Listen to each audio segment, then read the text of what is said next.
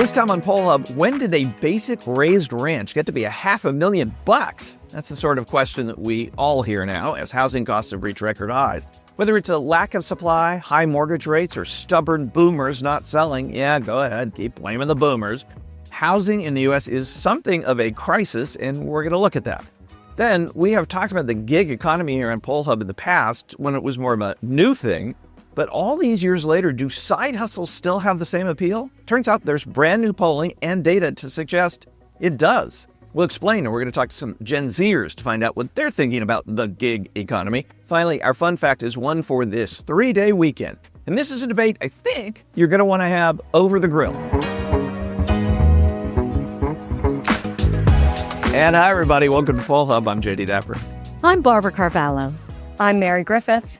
I'm Tommy Rogers. And I'm Lee Maringoff. So we've heard a lot about the housing crunch, the housing market. A lot of this, when we are doing polling and others are doing polling about the economy, housing is one piece of it, along with inflation.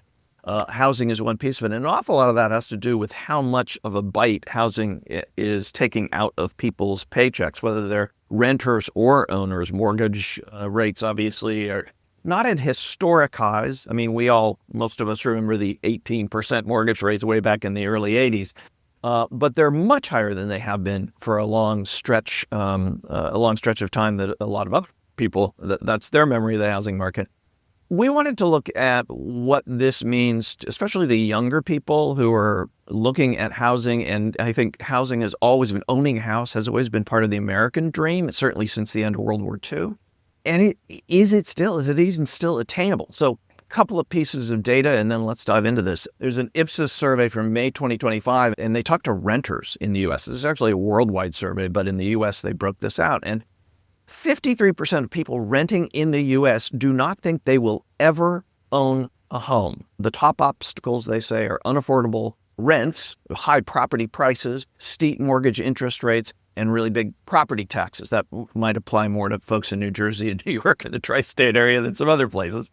The people who feel it most, women say that they feel homeownership is out of reach more than men. 63% of women renters say that versus 52% of men. But men cite higher home prices as their main challenge. Women focus on the cost of rent now and also worrying about homelessness. Generationally, this is the thing that I think we're interested in here, is that 67% of boomers who are renters say they'll never own a home. Not a surprise.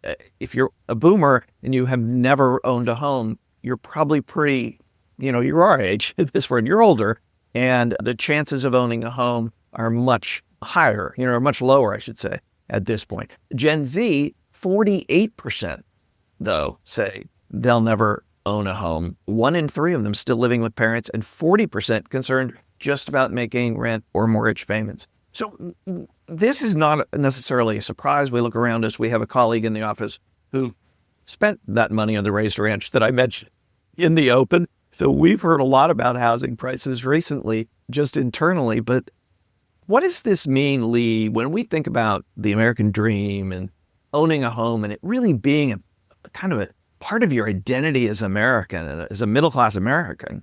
What does this mean when 50% of people who are Gen Z say, never going to happen? What I found interesting in the data was also the notion that at both ends of the age cycle, this is a reality. Because if you're currently renting and you're on Social Security, you're not, unless you kind of like saved up a lot along the way and now suddenly decide to cash it in.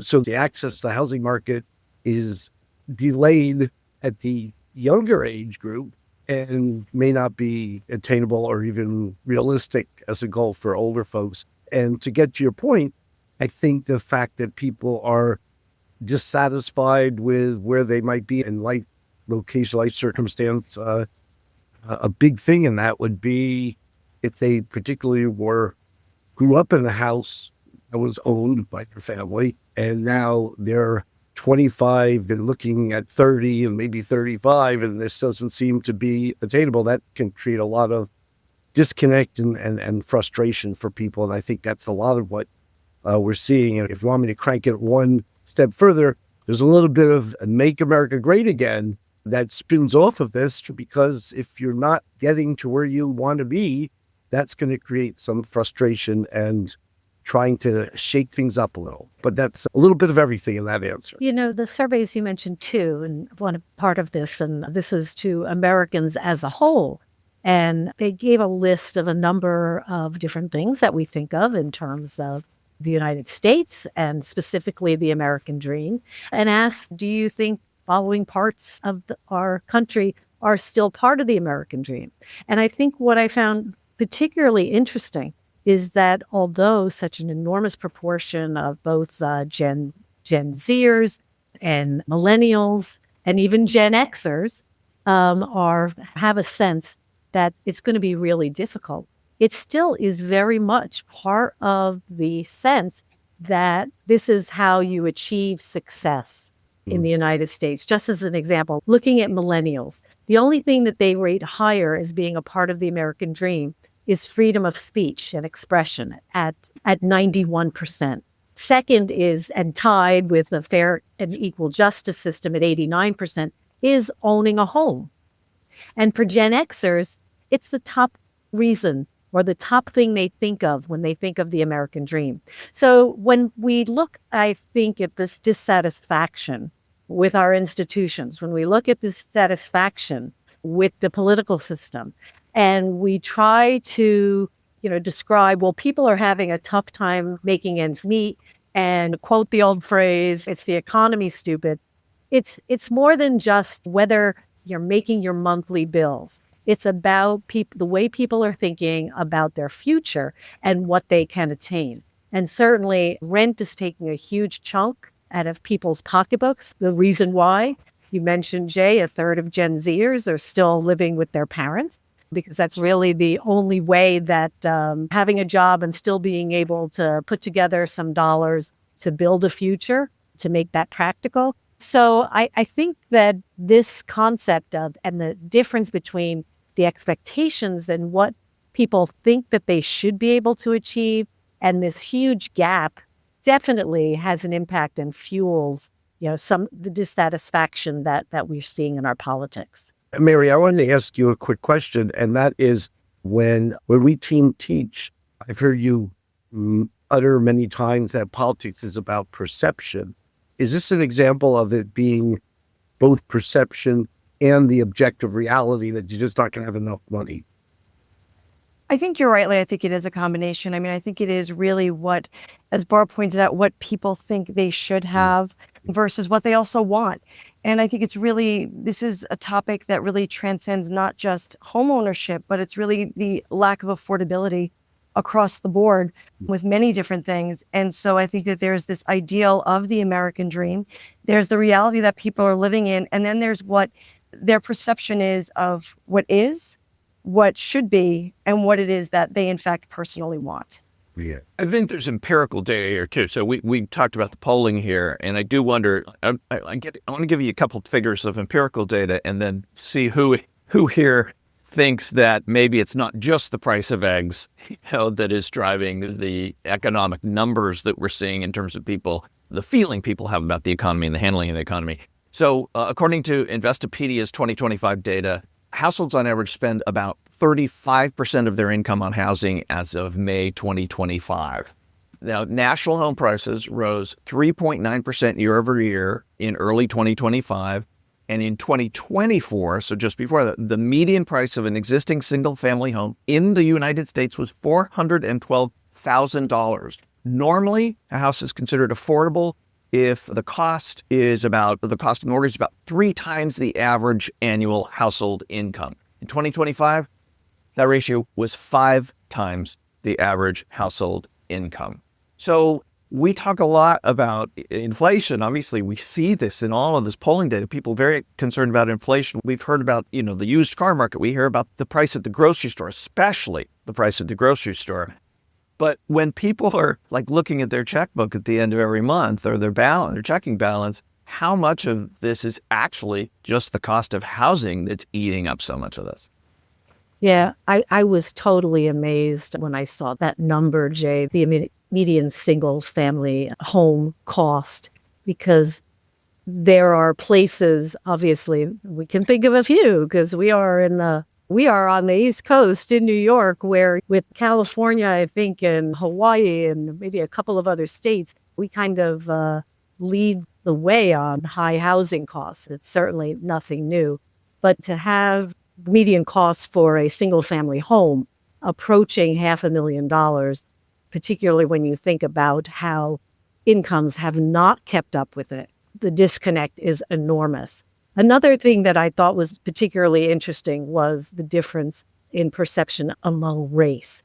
And Lee, you mentioned, make America great again. And I think these numbers really, speak to what we see in terms of the division and polarization that we have in the country. This was a Morning Consult poll, which was also speaking with renters. And they found that Black and Hispanic renters are much more optimistic, actually, about eventually owning a home. 57% of renters who are Black and 47% who identify themselves as Hispanic believe they will eventually own a home. For white renters, 35%. And those numbers are enormous if you combine that with the sense and the expectations that people have as a measurement of success and the reality of their income to achieving these goals. Yeah, I was just gonna, as we're talking, I'm sort of thinking as people do about their own life. And I'm a senior member of the team. And when I bought my first house back in the 1970s, You were going to kill us here. You're going to kill us here. You're going to give us a number, aren't you? Yeah. The ticket price for that one was $38,500. A very nice house, nice piece of land.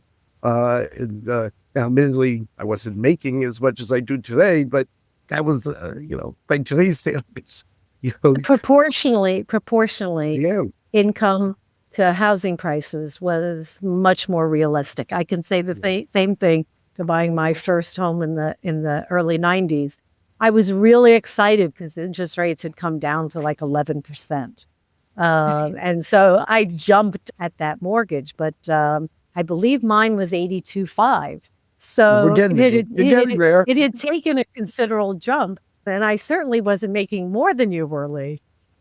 And I remember thinking when I applied for, my mortgage, and the bank was looking at that. I'm not sure whether it was kind of in the high 20s or the low 30% of your income compared to your mortgage payment. But I remember thinking, well, wait a second. If housing prices have gone up so much, shouldn't there be some kind of, assistance or some kind of change in how banks, look at whether people can afford these things? Because if I obviously can afford the rent that I'm paying, that may be approaching 40 or 50% of my income, and I have been very financially sound in making those payments on a monthly basis, shouldn't that count to my ability to afford a mortgage? And so I think there are probably some expectations that perhaps there should be some kind of assistance that can at least support people in terms of, insurance. In other words, perhaps government-backed insurance for mortgages to allow people to go that extra step as well. People in the data here, not only do they want more assistance, but 62% of renters say they'd like to have a little bit more mortgage education. So this whole thing of getting into the housing market gets a little into knowledge gap as well. We've been talking about incomes not matching needs.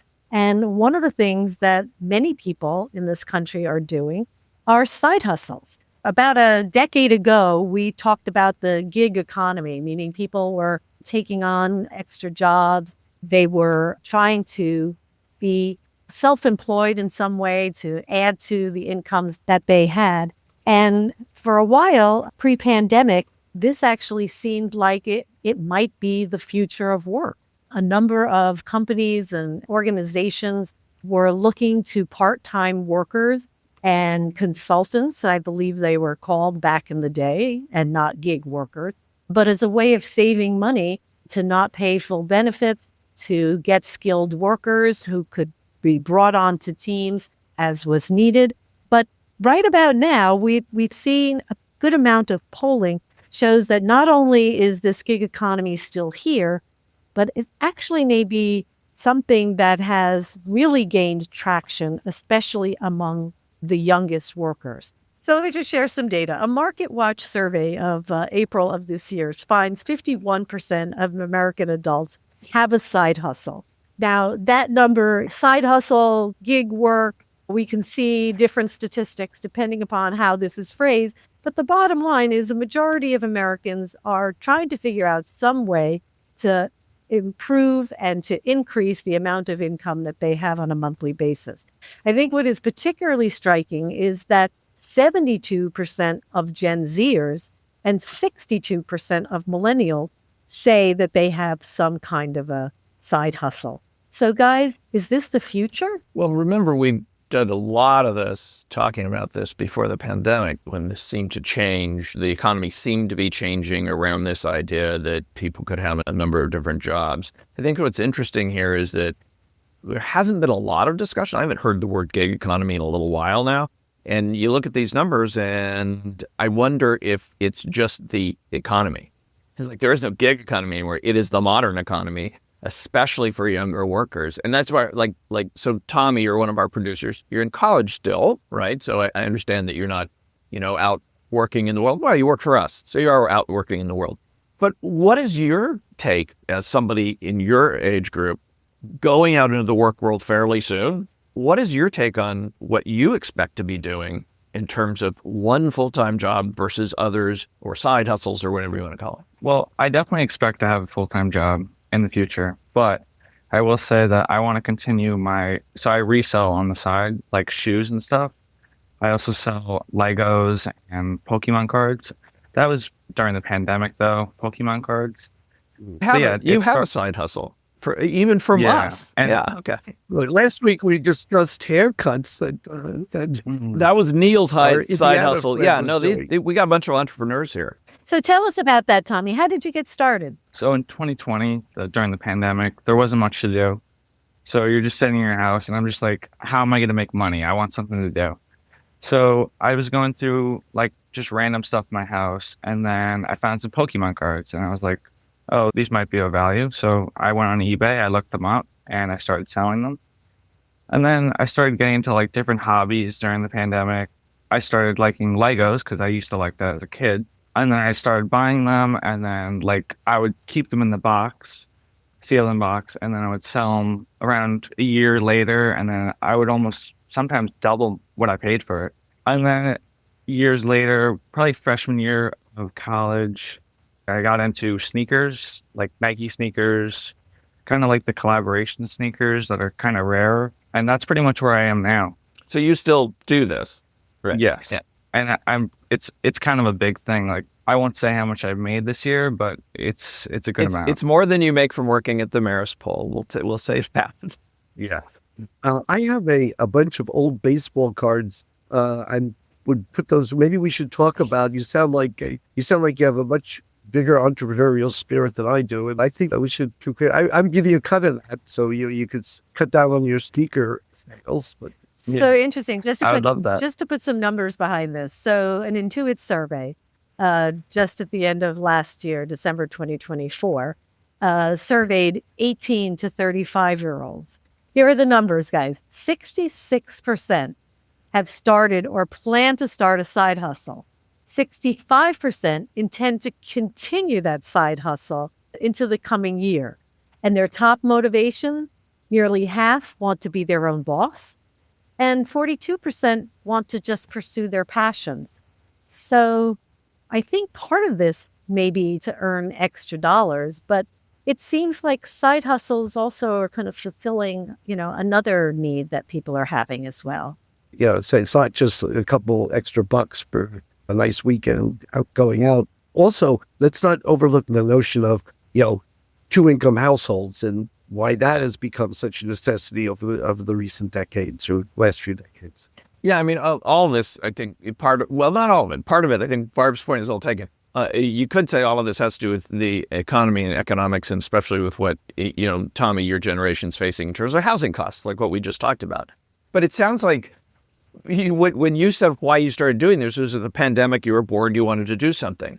So what would be your motivation? You get you graduate, you get a full-time job, you're working in the office, you're doing whatever. What would be your motivation to keep doing the side hustles you're doing? Is it just money or is it more than that? So I would say probably when I graduate, it might be more than that. But as of right now, it's mostly just like to buy, just to make the most money possible. It's just what I enjoy to do. That's my hobby. And also I wanted to buy a car. So I needed a way to buy a car. So I used this money and my reselling money, and that's how I bought a car.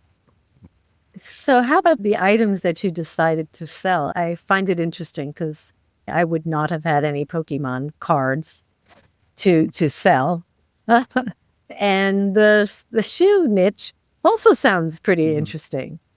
So, did you have particular interests in those, or did you just kind of sense a good market? So basically, like I would watch like a bunch of YouTube videos like during COVID, and those type of things were very big during COVID, especially Pokemon. It just blew up. And then the Lego community also got pretty big during that time. And then again, the shoe like interest, all those things were really like relevant on YouTube during the time. So I guess that influenced me a lot. Speaking to your generation too. Now, how do many of your friends have side hustle? So my friend Steve, he has a side hustle. It's Mercari. He sells on Mercari.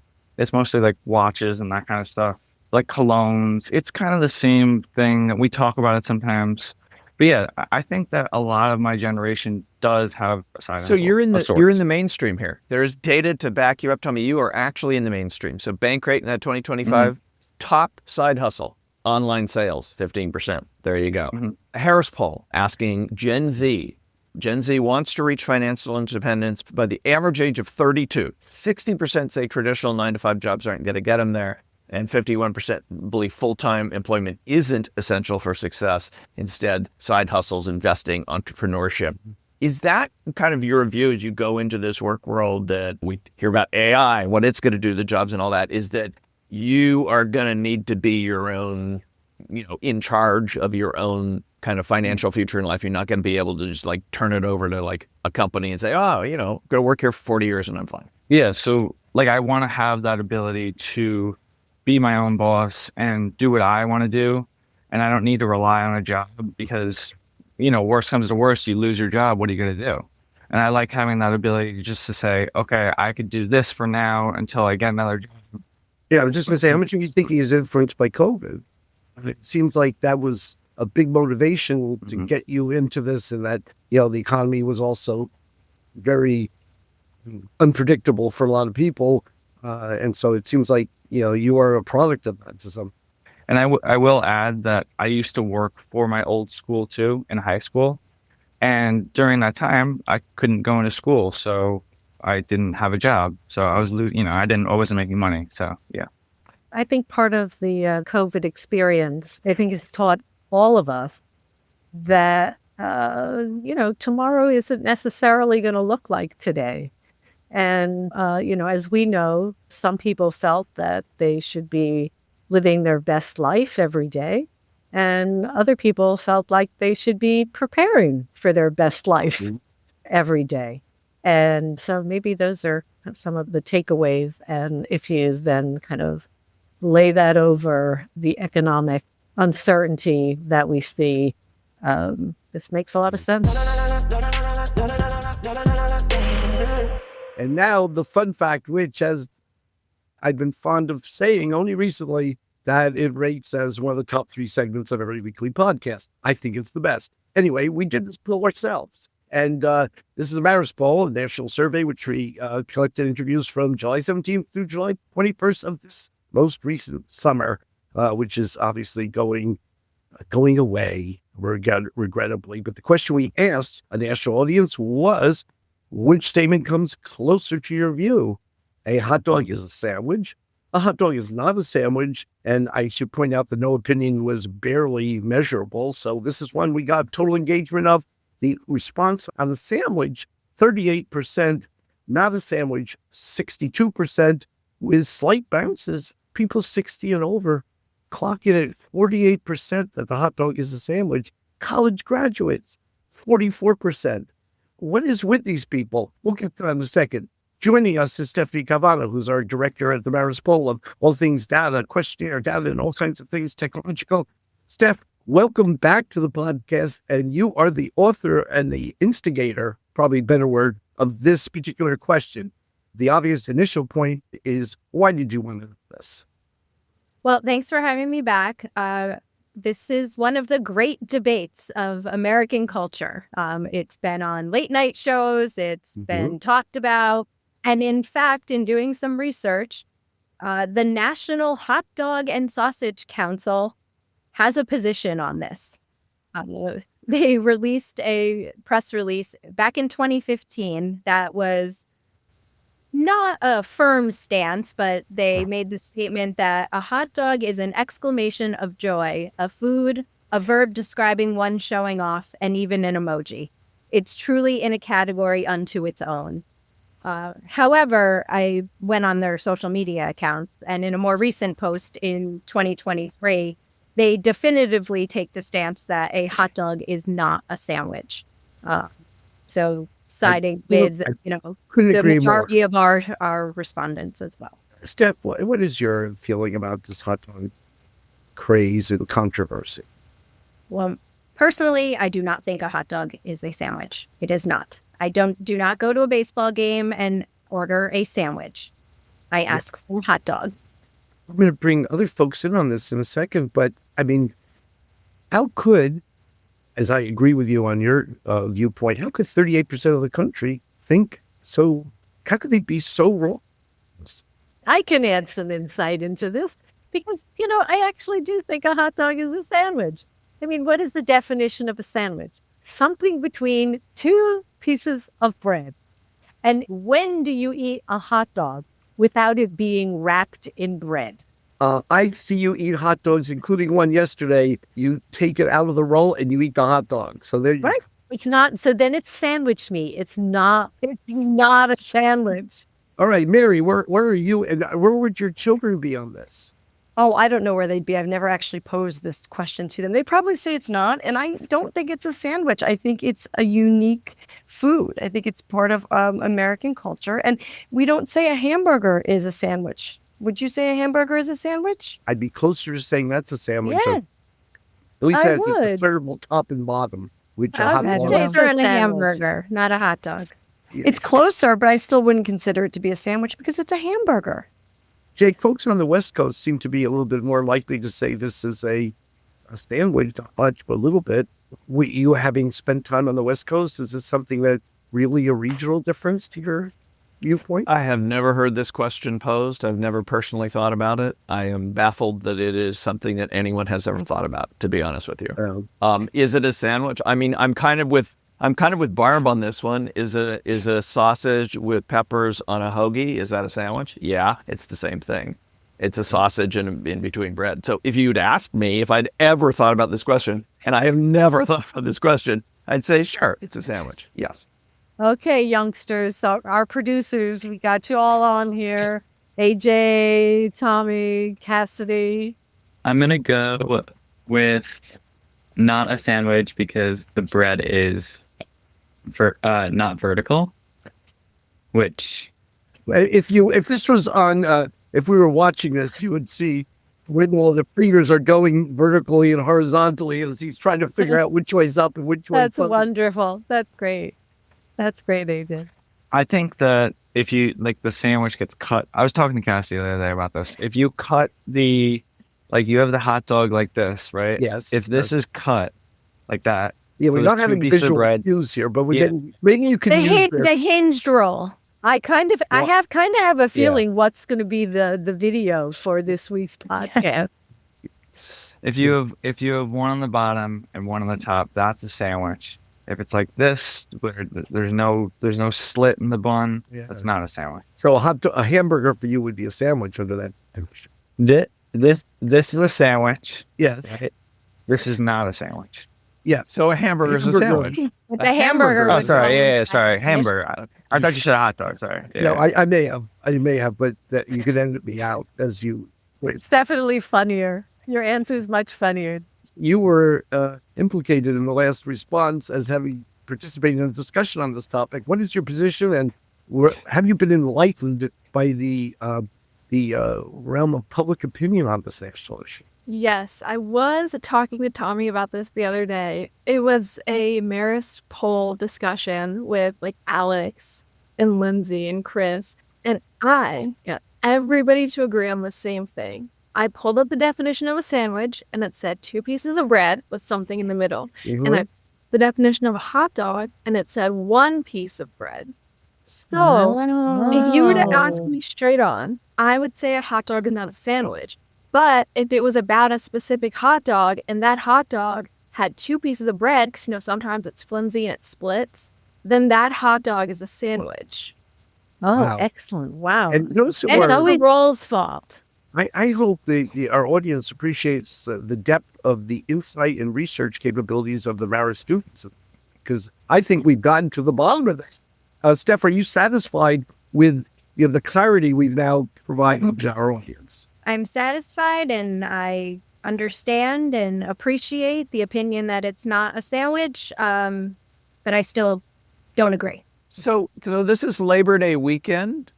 Is Yes. anybody having hot dogs on this Labor Day weekend? Absolutely, but I probably have a hot dog at Absolutely. least every other day. So Oh, you do? yeah. Ah, In Yeah. fact, Lee hasn't had lunch as of this recording, so he actually may have a hot dog today.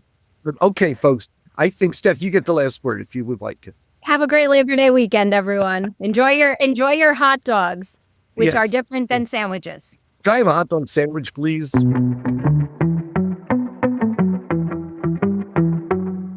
That'll do it for Poll Hut this week. Poll Hub is produced by the Marist Poll at Marist University in Poughkeepsie, New York. Mary Griffith is our executive producer. Casey Schaff is our production supervisor. The Poll Hub team includes Neil Viswanathan, Hunter Petro, and AJ Gambino. If you enjoy Poll Hub, please consider leaving a review. Positive reviews help other listeners like you find us. If you'd like to learn more about polling and survey science, check out the Marist Poll Academy, our free online learning portal. If you have questions for us, tweet them at us at Marist Poll. Remember, you can always tell your smart speaker to play Poll Hub. and with any luck, it'll cooperate. Finally, wherever you listen to Poll Hub, there is a subscribe button. Click it, and the latest episode will be ready for you in your podcasting app as soon as it's released. We'll see you next time.